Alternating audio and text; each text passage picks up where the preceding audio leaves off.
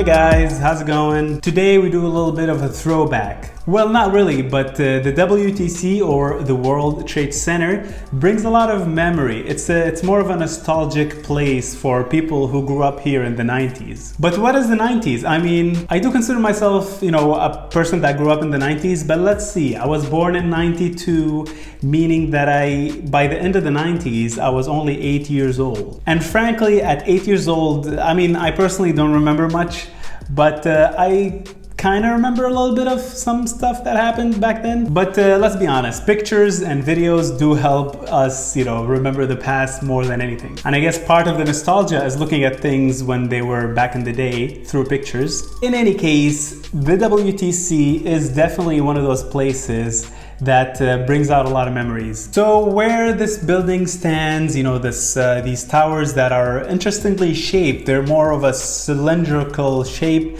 but also they have like a wavy structure around.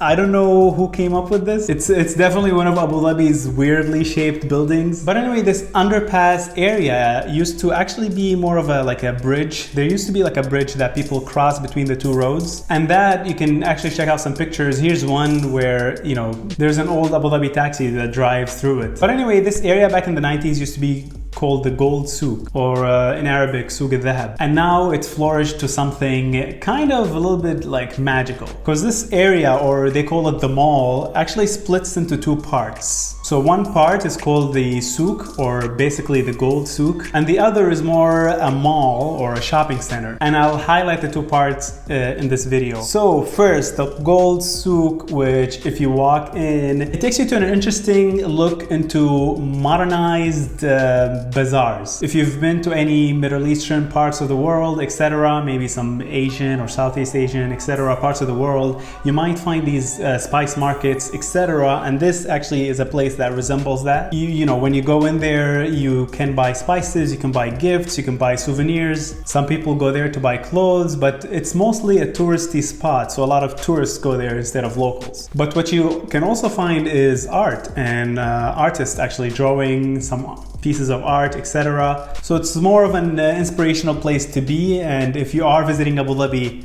it is definitely a place to check out. All right, moving on to the next part of this mall, and that is the shopping center. This place is a behemoth, honestly. It is so big, it has a separate section for entertainment, I guess, that is called the Hub, and it houses, different levels, I think 7 floors or something, maybe 6 floors. On some of the floors, you have different places to visit and things to experience. I personally like the Pizza Express joint that is there.